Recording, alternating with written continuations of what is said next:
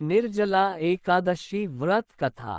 व्रत पुनः होने से पहले तुलसी की जड़ों में डाल दो ये एक चीज, कोई भी बाधा निकट नहीं आने वाली, चलो आगे बढ़े।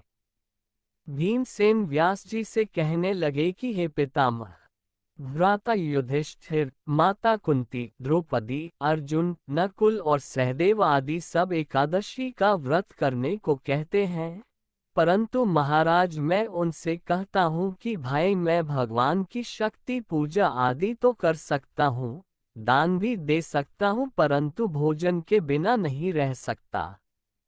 इस पर व्यास जी कहने लगे कि हे भीमसेन, यदि तुम नरक को बुरा और स्वर्ग को अच्छा समझते हो तो प्रति मास की दोनों एकादशियों को अन्न मत खाया करो। भीम कहने लगे कि हे पितामह, मैं तो पहले ही कह चुका हूँ कि मैं भूख सहन नहीं कर सकता।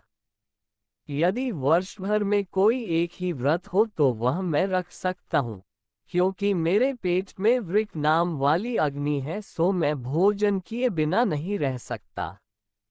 भोजन करने से वह शांत रहती है, इसलिए पूरा उपवास तो क्या एक समय भी बिना भोजन किए रहना कठिन है।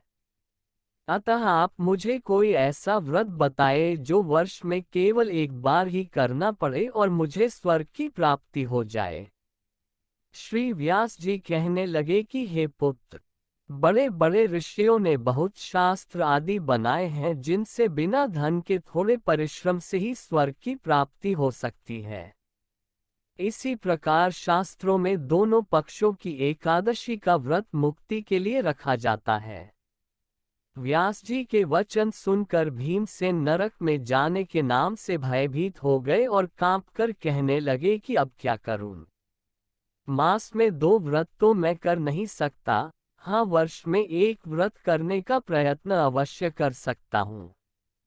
अतः वर्ष में एक दिन व्रत करने से यदि मेरी मुक्ति हो जाए तो ऐसा कोई व्रत बताए। ये सुनकर व्यास जी कहने लगे कि वृषभ और मिथुन की संक्रांति के बीच ज्येष्ठ मास के शुक्ल पक्ष की जो एकादशी आती है उसका नाम निर्जला है। तुम उस एकादशी का व्रत करो। इस एकादशी के व्रत में स्नान और आचमन के सिवा जल वर्जित है।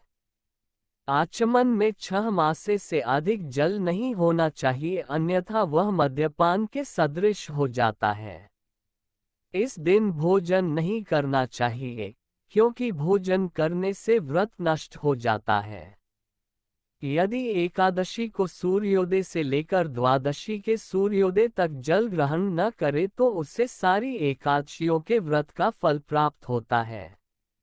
द्वादशी को सूर्योदय से पहले उठकर स्नान आदि करके ब्राह्मणों का दान आदि देना चाहिए। इसके पश्चात भूखे और सत्पात्र ब्राह्मण को भोजन कराकर फिर आप भोजन कर लेना चाहिए। इसका फल पूरे 1 वर्ष की संपूर्ण एकादशियों के बराबर होता है। व्यास जी कहने लगे कि हे भीमसेन, यह मुझको स्वयं भगवान ने बताया है।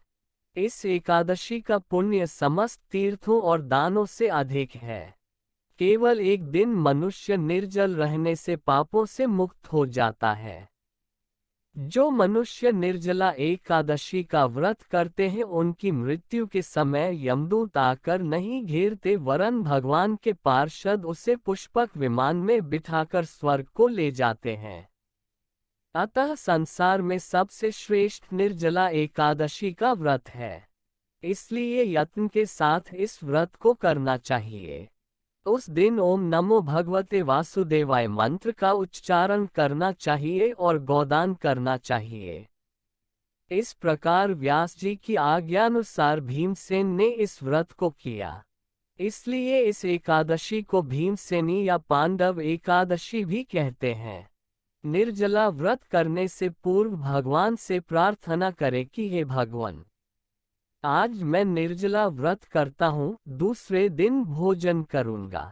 मैं इस व्रत को श्रद्धापूर्वक करूँगा, अतः आपकी कृपा से मेरे सब पाप नष्ट हो जाएं। इस दिन जल से भरा हुआ एक घड़ा वस्त्र से ढक कर स्वर्ण सहित दान करना चाहिए। जो मनुष्य इस व्रत को करते हैं उनको करोड़ पल सोने के दान का फल मिलता है, और जो इस दिन यज्ञादि करते हैं उनका फल तो वर्णन ही नहीं किया जा सकता। इस एकादशी के व्रत से मनुष्य विष्णु लोक को प्राप्त होता है। जो मनुष्य इस दिन अन्न खाते हैं वे चांडाल के समान हैं। वे अंत में नरक में जाते हैं। जिसने निर्जला एकादशी का व्रत किया है वह चाहे ब्रह्म हत्यारा हो, मद्यपान करता हो, चोरी की हो या गुरु के साथ द्वेष किया हो, मगर इस व्रत के प्रभाव से स्वर्ग जाता है। हे कुंती पुत्र, जो पुरुष या स्त्री श्रद्धापूर्वक इस व्रत को करते हैं उन्हें अग्रलिखित कर्म करने चाहिए।